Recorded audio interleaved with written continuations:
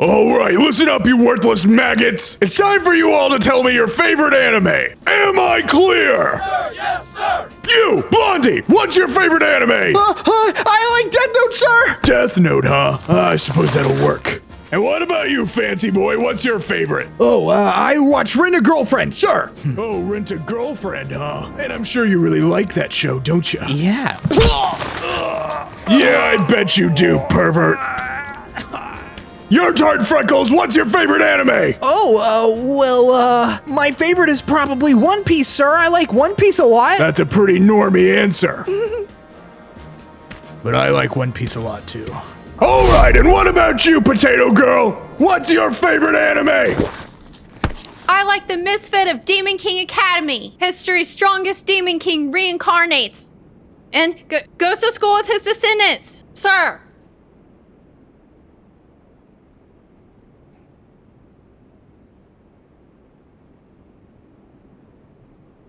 Wait, what? Demon King school? Wait, what did she just say? A lot of the most popular anime have pretty short, straightforward titles. You know, Chainsaw Man, Demon Slayer, Bleach. Okay, maybe Bleach isn't super straightforward, but it is short, and you know, that's what counts. As someone who regularly makes YouTube videos, it's incredibly important that you try your best to have a nice, concise, compact title that gets your point across elegantly. And I feel like this is also a factor for anime titles. Sometimes. Yeah, you've probably noticed it too, right? This weird trend lately with certain anime having ridiculously long titles. To give you just a few examples, Seventh Time Loop. The villainess enjoys a carefree life married to her worst enemy. No matter how I look at it, it's your guys' fault I'm not popular. The misfit of Demon King Academy. History's strongest Demon King reincarnates and goes to school with his descendants. The strongest tank's labyrinth raids. A tank with a rare 9,999 resistance skill got kicked from the hero's party. Last one. All of these are obviously amusing, and typically most people will just laugh it off. But have you ever wondered why certain anime might have titles like this? I mean, there has to be a reason, right? Well, dear viewer, it turns out there are actually a few reasons for this. Now, there have been long anime titles in the past. For example, look at Kochikame. The full Japanese title translates in English to, "This is a police box in front of Kameari Park in Katsushika Ward." So it's not like this has never happened before. That being said, it is something that has increased significantly in more recent years, beginning sometime around the 2010s with shows like I Couldn't Become a Hero, so I reluctantly decided to get a job, My Youth Romantic Comedy Is Wrong, as I expected, and Problem Children Are Coming From Another World, aren't they? As a side note, I just want to say it's so funny to me how they add that little part at the end, like you're being scolded by your mom or something. Ugh, Jonathan, Problem Children are coming from another world, aren't they? Aside from their humorously long titles, the core thing linking all of these series together is the medium in which they all originated from, i.e. Japanese light novels, which in recent years have begun to employ a very peculiar marketing strategy. Now, I've seen quite a bit of Japanese marketing through the ages, whether it's trailers or full-on presentations. And if I've learned anything from my experience, it's that one of the biggest things that Japanese businesses prioritize when advertising their products is presenting the information as clearly and organized as possible. This same mindset just so happens to be cranked up to 11 when it comes to certain light novels. Something you need to understand in the business world is that consumers are fickle. They have hundreds and hundreds of different products all screaming at them, "Pick me,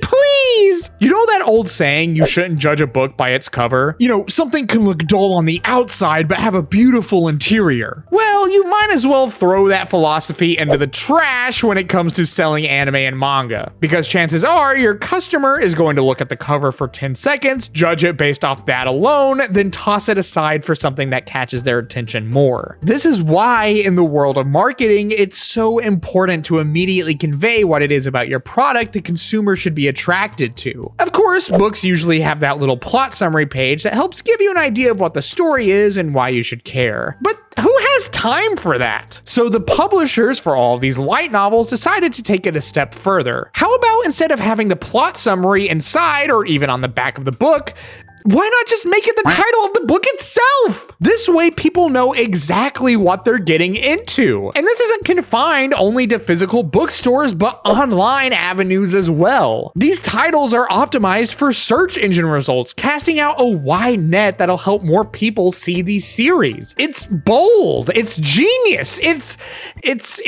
weird. It's still weird. Yeah, on the cover of a book, it might not look the best, but something we all need to remember is that Japanese and English are very different languages. In general, something written in Japanese is typically going to be shorter than something written in English, and therefore going to take less time to read. This is actually why speedrunners for video games will usually play their games in Japanese, because it means that there's less text that you have to skip through. And there's a few reasons for this. For one, Japanese doesn't really use spaces as frequently as English does. For the most part, they group most of their words together into a string of characters. And two, Japan also has kanji, an entire system of characters in which you can convey entire words or concepts through just a single character. Albeit a pretty complicated character, but a single character nonetheless. A title that might come off as wordy and complicated in English might not be as egregious when read in Japanese. Along with this, often fans and even the series themselves will just assign abbreviated nicknames so that they don't have to say the entire title every time. Simple as that. So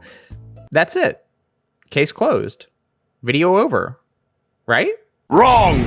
Note how I mentioned that this trend started to become prominent in the 2010s. However, since then, it's kind of ramped up to ludicrous proportions. Like, it's ridiculous at this point. And please, in the comments, correct me if I'm wrong, because I would be very interested to know. But I believe in 2025, we might be seeing the debut of the official longest anime title ever. So long that I have to prepare you for this, because trust me, it's a doozy.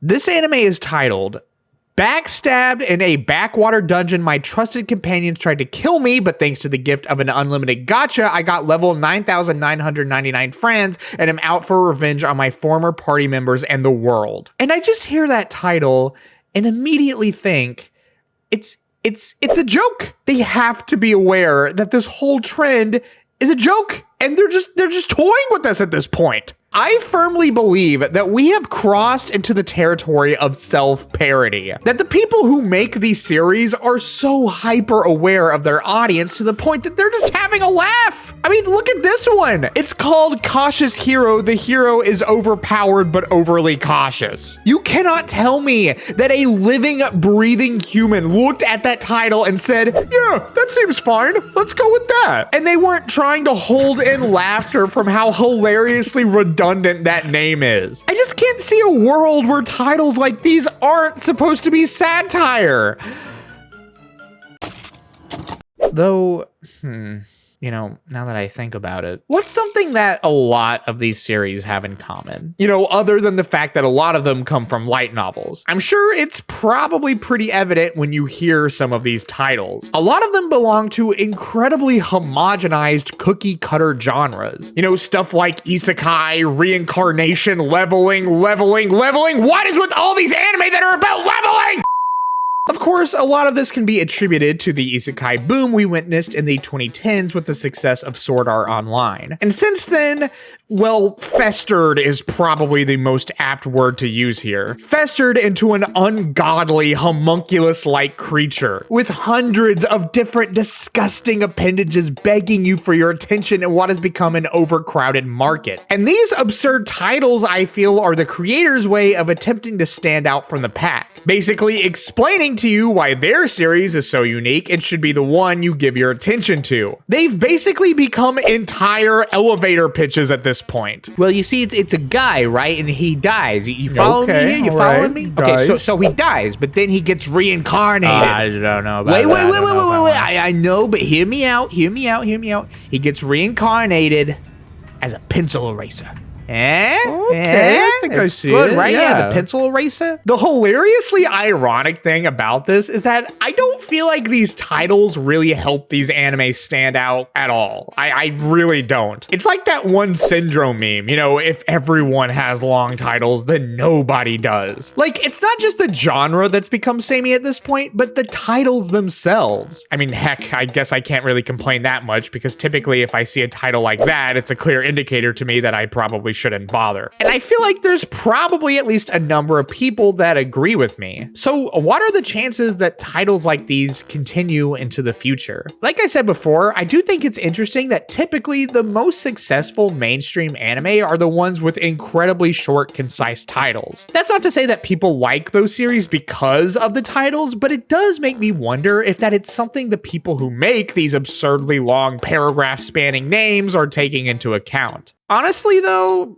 probably not, because regardless how I feel personally, these shows are still getting pumped out one after another. And as we saw earlier, the titles are only getting more and more absurd. So there's a good chance that these series are at least making enough money to justify everything they're doing. So with that said, I want a piece of that pie. So I think that in order to fully capitalize on this, going forward, I'm going to be renaming this channel to That Time I Got Reincarnated as a Kitsune Anituber, trapped within an unknown digital dimension, and the only way out is for my channel to achieve the max level of 1 million subscribers.